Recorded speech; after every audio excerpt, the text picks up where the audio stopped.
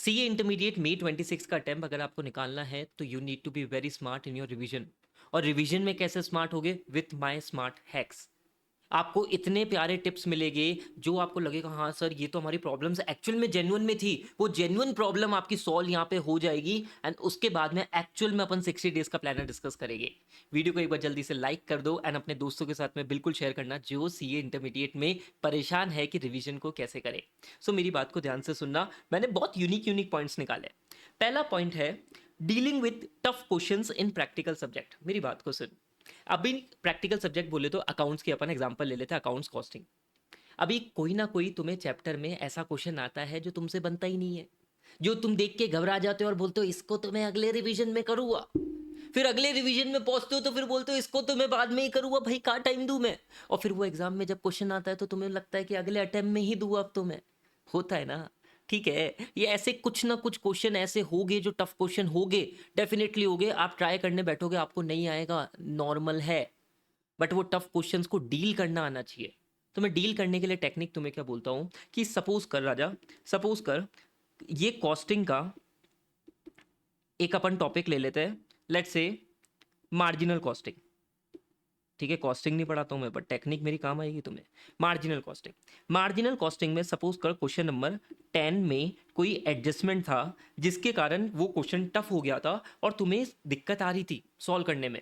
अब तुम्हें ये चीज पता है कि अभी दिक्कत आई है और रिवीजन में ऑब्वियसली 20 दिन का गैप आएगा, 20-25 दिन का गैप आएगा, अगली बार भी ये एडजस्टमेंट में दिक्कत आएगी। अरे फिर 1.5 डेज में तो ये एडजस्टमेंट तुम शायद देखोगे ही नहीं, बोलोगे छोड़ो ना यार। तो मैं तुम्हें क्या बोलता हूँ, तुम्हें एक छोटी सी कॉपी मेंटेन करनी है जहाँ पे तुम क्या करोगे, costing, marginal costing. Marginal costing में क्वेश्चन नंबर 10 का वो छोटा सा एडजस्टमेंट जहाँ पे भी तुम्हें प्रॉब्लम कराना, उस एडजस्टमेंट को शॉर्ट में लिखो और उसका क्या आंसर क्या स्टेप है वो फॉलो करके यहाँ पे लिख दो।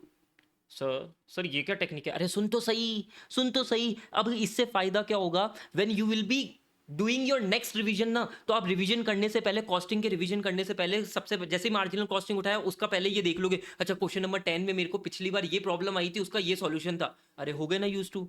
वो टफ चीज को तुमने वहां पे पहले एक चीज थोड़ी सी बना ली कि हाँ इसमें ये दिक्कत थी, ये दिक्कत थी। अगली बार जब रिवीजन करोगे वो पहले ही दिक्कत को देख लिया तो सॉल्व हो गया ना।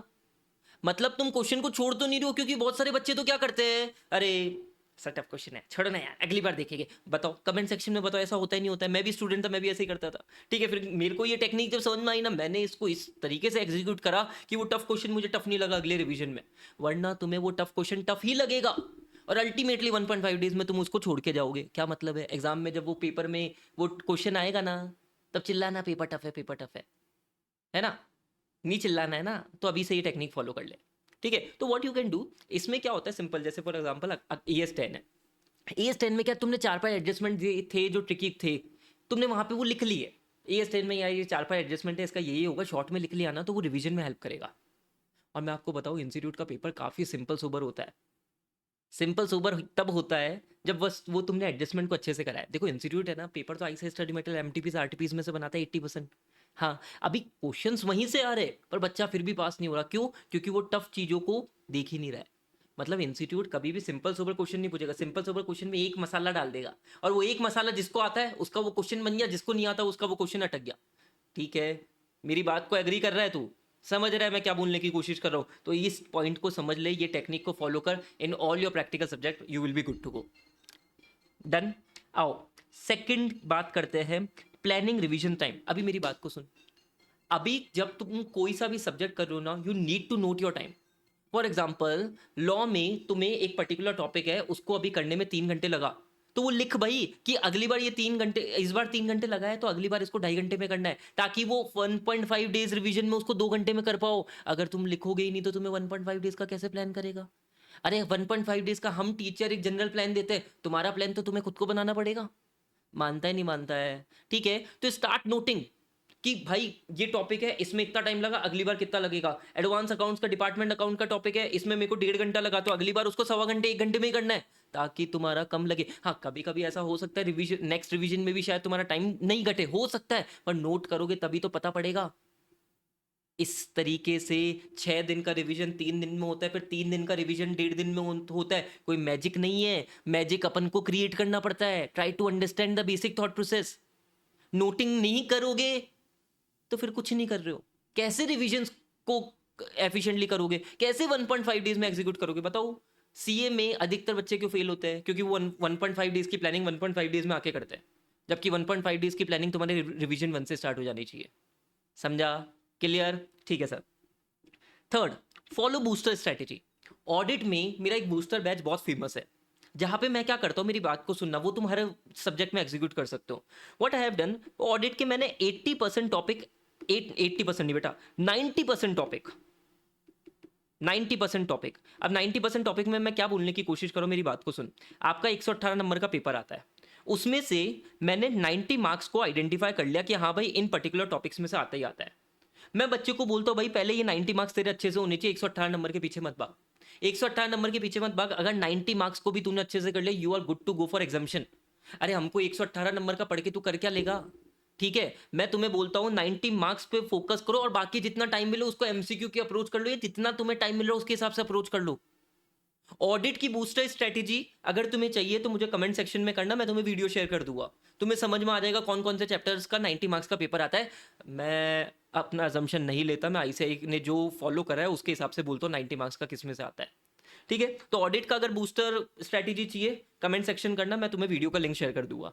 ठीक है, व्हाट यू कैन डू, आप लास्ट चार या 5 अटेम्प्ट के जो भी आपको आपके टीचर्स ने गाइड करा है उसके हिसाब से आप आइडेंटिफाई कर सकते हो। आईसीआई की मार्किंग्स की, आईसीआई की वेटेज दे रखी है यूएस पोर्टल पे, 90 मार्क्स कौन से ऐसे टॉपिक्स है जो आते ही आते हैं, अपन पहले उन पे फोकस करो, and that is a booster strategy. समझा? ठीक है, अब इसमें से क्या, सपोज कर अपन ने 60 मार्क्स है, 60 मार्क्स को अपन बहुत स्ट्रॉन्ग करेंगे, भयंकर स्ट्रॉन्ग, मतलब 60 में से कम 30-35 तो यहीं से लाने हैं। फिर बाकी के 20-25 अपन स्ट्रॉन्ग करेंगे, और बाकी के टॉपिक्स को जितना हो सके उतना करो। इस तरीके से अप्रोच करोगे, you will not be targeting 40 but rather you will B targeting 55 to 60 marks in each subject. ठीक है, समझा? देख, कुछ 60 मार्क्स को अपन इतने अच्छे से कर लेना कि यार 30 में से 30-35-40 नंबर आ जाए। प्रैक्टिकल सब्जेक्ट में अगर तुमने 60 मार्क को इतना स्ट्रॉन्ग कर लिया, 3-4 बार कर लिया, 3 बार कर लिया, अच्छे से कर लिया, पूरा बढ़िया शिद्दत से कर लिया, अरे 35-40 तो वहीं आ जाएगी। और थियोरी में भी आ जाते हैं, मान के चल, थियोरी में भी आ जाते हैं। ठीक है, तो बूस्टर स्ट्रैटेजी कमेंट करना, मैं तुम्हें लिंक शेयर करूंगा। Then combination of practical plus theory. अरे खिचड़ी मत पका यार, खिचड़ी मत पका कि 3-3 4-4 सब्जेक्ट चल रहा है अभी रिवीजन में। अरे 3-3 4-4 सब्जेक्ट कर रहा है ना, तो तेरे को पता भी नहीं पड़ेगा कि तुझे कितना टाइम किस सब्जेक्ट में लग रहा है। फिर 1.5 डेज में फिर वही रोना धोना चलेगा तुम्हारा। ठीक है, फॉलो आइदर वन सब्जेक्ट और फॉलो प्रैक्टिकल प्लस थियोरी का combination, what ever suits you, what ever gives you effective result, follow that approach. पर इससे ज्यादा खिचड़ी पकाएगा ना, फिर खिचड़ी बन जाएगी। ठीक है, समझा? हाँ सर। देन थियोरी सब्जेक्ट में active recalling. Sir what is this active recalling? देखो, थियोरी सब्जेक्ट में बहुत सारे बच्चे क्या करते हैं, रीड करते हैं, अच्छा ऐसे 200 का ये ऑब्जेक्टिव था, to obtain reasonable assurance whether FS are free from material misstatement. वो देखते देखते पढ़ते जाते हैं, उनको लगता है उनको याद हो रहा है। नहीं नहीं नहीं नहीं, ऐसे नहीं करना, तुम्हें एक्टिव रिकॉलिंग करना है। अच्छा, मेरी बात को, मेरी एनर्जी को मैच करना। Objective of auditor, objective of auditor में हमने ये पढ़ा था कि हमको ऑब्टेन करनी होती reasonable assurance whether FS are free from material misstatement due to error of fraud, ताकि ऑडिटर ओपिनियन दे सके whether FS are prepared and presented as per applicable FRF. This is objective number 1। अभी सुन मेरी बात को, objective number 1 को मैंने तुम्हें कैसे बोलने की कोशिश करी कि I am not reading from book, तुम उसको रिकॉल करने की कोशिश कर रहे हो। सर 100% याद हो जाएगा क्या? आंसर इज नो, 100% याद नहीं होगा, पर याद होना स्टार्ट हो जाएगा। और अभी तुम फर्स्ट रिवीजन, सेकंड रिवीजन और एलडीआर रिवीजन करोगे ना, मतलब 1.5 डेज का रिवीजन, तुम्हें चीजें याद हो जाएगी। But don't just read, do active recalling. Energy maintain कर मेरे भाई, मेरे भाई एनर्जी मेंटेन कर, तब जाके चीजें याद होगी। केवल रीड करने से कुछ नहीं होता मेरे भाई, एक्टिव रिकॉलिंग कर, corrective recalling, see the change, see the change. Audit और लॉ जैसे सब्जेक्ट, एसएम जैसे चेंज, एसएम जैसे सब्जेक्ट में तुम्हें चेंज दिखना स्टार्ट हो जाएगा। समझा? हाँ सर। सर प्रैक्टिकल सब्जेक्ट में सर हर एक क्वेश्चन को सॉल्व करके देखिए, आंसर इज नो। सर ये क्या कह रहे हो, मेरी बात को सुन, समझाता हूं। फॉर एग्जाम्पल, अभी तुमने जैसे सपोज कर अकाउंट्स का लेट से एएस कोई है, उसके तुमने 2 क्वेश्चन सॉल्व कर लिए, तुम्हें पता है कैसे क्या होता है। बाकी के क्वेश्चंस को तुम रफली कर सकते हो ना, अरे इसका ये था, इसका ये था, ये कैलकुलेशन कैलकुलेटर पे टक टक टक टक टक टक।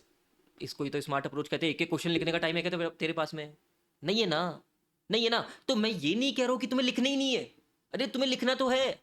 तुम्हारा इंटरनल रिकंस्ट्रक्शन का क्वेश्चन है, तुमने 2 क्वेश्चन बढ़िया तरीके से लिख लिए, तुम्हें फॉर्मेट पता है, तुम्हें जनरल एंट्रीज पता है, तुम्हें नरेशन पता है, अब बार बार तुम ना लिखोगे। डिपार्टमेंट अकाउंट के तुमने 2-4 क्वेश्चन, 2-3 क्वेश्चन कर लिया, बाकी के क्वेश्चन को तो कैलकुलेटर और रफ में करोगे ना। समझा? This is your smart approach in practical subject. मतलब हर क्वेश्चन लिखना नहीं है, पर राइटिंग प्रैक्टिस करनी जरूर है। समझा बेटा, ये स्मार्ट हैक्स होते हैं, स्मार्ट हैक्स को फॉलो करेगा ना, रिजल्ट आएगा। ठीक है, समझा। अब सर सर थियोरी सब्जेक्ट में कितनी रिटन प्रैक्टिस करनी है? थियोरी सब्जेक्ट में तुम्हें इतनी रिटन प्रैक्टिस करनी है कि तुम्हें समझ में आ जाए कि अल्टीमेटली मेरे को आंसर्स बनाने कैसे हैं। देखो थियोरी सब्जेक्ट में ना राइटिंग की प्रैक्टिस से ज्यादा तुम्हारी रिकॉलिंग की प्रैक्टिस का इशू है। अगर तुम्हें कंटेंट याद है ना तो तुम लिख लोगे। तो it is not about only writing, it is about learning things. Concept clear है, चीजें याद है, लिखना। अब लिखने के लिए अपन ने कुछ 30-35 क्वेश्चंस की भी प्रैक्टिस कर ली ना लिख के, अपना काम हो गया। ऑनेस्टली अपना काम हो गया। ठीक है, इससे ज्यादा जरूरत नहीं होती है। सर क्यों नहीं होती है? अरे फॉर्मेट तो फिक्स चलता है ना, पैटर्न तो फिक्स चलता है ना, अल्टीमेटली तुमको वो कंटेंट याद है तो तुम्हें नंबर मिलेगा। समझा? Check writing practice batch specifically design for case study based questions. Website पे जाके चेक करना, तुम्हें समझ में आएगा मैं क्या कह रहा हूँ। ठीक है, इट इज नॉट अबाउट कि तुम बस रोज है ना 4-4 5-5 आंसर लिख रहे हो, जरूरत नहीं होती। ऑडिट का टीचर होके बोल रहे हो, इतनी जरूरत नहीं है। अल्टीमेटली तुमको कंटेंट याद होना चाहिए, कंटेंट याद होगा तो लिख पाओगे। हाँ, पर राइटिंग प्रैक्टिस इतनी सफिशिएंट होनी चाहिए कि अपन आंसर, अपन केस स्टडी बेस्ड क्वेश्चन देखते समय ही समझ जाए कि हाँ अपना क्या पैटर्न चल रहा है। Clear? Done sir, done done done done. Then mock test paper. Sir mock test paper कितने दे? 3-3 4-4 मॉक टेस्ट पेपर दे देगा सर। ऐसी ऐसे मार्केट में सर टेस्ट सीरीज चल रही है कि सर हमारा टेस्ट सीरीज दे दो, तुम पास ही पास हो। अरे नहीं करना है ऐसा चीज है। आईसीआई के मॉक टेस्ट पेपर रिलीज हो रहे हैं ना अभी, MTP 1 MTP 2। When you are doing your revision 1, do mock test paper 1. When you are doing your revision 2, do mock test paper 2. More than enough. इतना कर ले बहुत है। अब तुम क्या भरोसे रहते हो वो टीचर आएगी मॉक टेस्ट पेपर का डिस्कशन करेगी आईसीआई का, अरे वहीं पर डिस्कशन का एंड कर देगी, बहुत बढ़िया। मतलब खुद से कुछ करना ही नहीं है तुम्हें। अरे वो मॉक टेस्ट पेपर आईसीआई के दो ना खुद से। क्यों तुम बाकी के मॉक टेस्ट पेपर, इधर मॉक टेस्ट पेपर उधर मॉक टेस्ट पेपर, आईसीआई का मॉक टेस्ट पेपर का लेवल कम है क्या? मतलब इलॉजिकल चीजें मत करा करो। मॉक टेस्ट पेपर आईसीआई के दो और मॉक टेस्ट पेपर खुद से दो, ताकि तुम्हें तुम्हारी असलियत समझ में आए। इंस्टीट्यूट का मॉक टेस्ट पेपर का लेवल अच्छा होता है। Try to understand this thought process. Mock test paper ICAI का ही देना है। Revision 1 revision 2 mock test paper तुमने दे दिए, मोर देन सफिशिएंट है मेरे भाई। इससे ज्यादा मॉक टेस्ट पेपर नहीं देने होते। तुमने इतने भी दे दिए ना, तुमने जीत लिया, मैं सही बता रहा हूं। ठीक है, क्लियर? Done sir. ये स्मार्ट हैक्स है, फॉलो करना ही पड़ेगा। अगर स्मार्ट हैक्स फॉलो नहीं कर रहे हो, ठीक है, गलत अप्रोच है, इधर उधर भटकते रहो, कोई मतलब नहीं होगा। फिर ultimately you need to follow this, ताकि तुम ये मेरा रिवीजन का प्लानर फॉलो कर सको। सर 60 डेज में 2 प्लानर 2 रिवीजन कैसे करें? मेरी बात को सुन, मेरी बात को सुन सुन सुन सुन सुन सुन 29 अप्रैल, तुम अगर वीडियो यहाँ तक हो तो तुम्हें कुछ नया सीखने को मिला ही मिला होगा डेफिनेटली। कोई जनरल बातें नहीं है, कोई इधर उधर का फालतू टाइम पास नहीं है। ठीक है, 29 अप्रैल मैं एक डेट बोल रहा हूँ जहाँ से तुम्हारा फर्स्ट रिवीजन स्टार्ट हो, जहाँ से तुम्हारा लास्ट रिवीजन स्टार्ट हो जाएगा एडवांस अकाउंट का। 12 तारीख बोल रहा हूँ टेंटेटिव। आपको नेक्स्ट अगर 1.5 डेज का रिवीजन पे आना है तो आपको लास्ट उससे पहले वाला रिवीजन 3 दिन में करना पड़ेगा। 3 से 6 करा 18 दिन। ठीक है, तो मोटा मोटी 12 तारीख को मैंने ये डेट मार्क कर ली तुम्हारे लास्ट रिवीजन की। उसके बाद में तुम्हारा 1.5 डेज का गेम आ गया। उसके बाद में अगर राजा तेरी क्लासेस सारी कंप्लीट हो चुकी है तो तेरा रिवीजन अभी से स्टार्ट हो गया है। ठीक है, अगर तेरी क्लासेस कंप्लीट नहीं हुई है तो still I am giving you time till 12 मार्च। 12 मार्च तक का तुम्हें टाइम दे रहा हूँ। उसके बाद में अब तुम प्लान कर सकते हो, अब सबका अलग अलग टाइम होगा। अगर 12 मार्च तक तुम्हारी क्लासेस पेंडिंग है उसको कंप्लीट करो, साथ में सेल्फ स्टडी भी मेंटेन करना, ताकि ऐसा ना हो कि सेल्फ स्टडी एकदम से तुमसे होगी नहीं। ठीक है, 12 मार्च से 12 तारीख तक तुम्हारे पास में 5 दिन हुएगे सब्जेक्ट को। सर 5 दिन सर हम कैसे करेंगे? फिर मुझे बता, अगर 5 दिन में नहीं करेगा तो 3 दिन में कैसे करेगा, और 3 दिन में नहीं करेगा तो 1.5 डेज में कैसे करेगा? सोच के तो देख, सोच के तो देख। मतलब जो रियलिस्टिक करना है वो ही बता सकता हूँ मैं गलत चीज़ नहीं बोल सकता। मैं यहाँ पे तुम्हें बोलूँगा 10 दिन में कर, तो फिर भाई तू फिर एक ही रिवीजन करके चल जा। अगर एक रिवीजन में पास हो जाते तो बहुत बढ़िया। समझा? ठीक है, तो वो तुम्हें अपनी अपनी सिचुएशन देखनी पड़ेगी। Obviously you need to adjust, पर ये बेसिक थॉट प्रोसेस होता है प्लान बनाने का। हाँ, रिजिड रहेगा यहाँ पे। सर 2 महीने में तुम्हें शायद एक दिन का भी गैप नहीं मिलेगा, नहीं मिलेगा। ठीक है, पर ये 2 महीने अगर अच्छे से कर लिए तो आर्टिकलशिप अच्छी जगह से करोगे। वहाँ पे तुम्हें फिर 1 साल तक पढ़ना नहीं है, 1 साल तक बढ़िया तरीके से काम करोगे, घूमोगे, बढ़िया माहौल बनेगा। ठीक है, बट वो चाहिए तो अभी मेहनत कर ले। ठीक है, क्लियर? डन? हाँ सर। अच्छा, एक और छोटी सी चीज़, अगर किसी की क्लासेस चल भी रही है राजा, ऐसा मत करना कि तुम बस क्लासेस ही क्लासेस कंप्लीट करो। सेल्फ स्टडी का टाइम धीरे धीरे करके इंक्रीज करो। मतलब अगर तुम यहाँ पे अभी धीरे धीरे करके 5-6 घंटे की सेल्फ स्टडी आ गए क्लासेस के साथ में, अगर कोई पेंडिंग है तो तब जाके तुम 7-8 घंटे, फिर 9-10 घंटे, फिर 10-12 घंटे पे आओगे। ठीक है, क्लियर है? Done done done done. Audit का रिवीजन में कहीं पे भी इशू आ रहा है, you have a clear playlist. Revision की प्लेलिस्ट है जहाँ पे एग्जाम डे मैराथन है, निमोनिक्स है, बहुत सारे ठीक है, स्क्रिबल रिविजन्स है, एलडीआर क्वेश्चंस में लेके हुआ या हुआ। मैंने अभी अनाउंसमेंट करा था कि विथ आपने कोई सा भी बैच परचेज कर रखा है, ऑडिट डिकोडर की क्वेश्चन बैंक भी परचेज कर रखी है, तो आपको फर्स्ट रिवीजन के क्वेश्चंस मैं ही बना के दे दूंगा, आपको केस स्टडी बेस्ड क्वेश्चंस आपको सॉल्व करा दूंगा। ठीक है, सॉल्व बढ़िया तरीके से, वो आपको एक एडिशनल बोनस मेरे पेड बच्चों को वैसे भी मिल जाएगा सारा। ठीक है, so this is a clear cut smart hacks to clear CA intermediate. Follow this and see the result. Comment section में बिल्कुल लिख के जाना, we will clear CA intermediate paper in May 26. Thank you so much.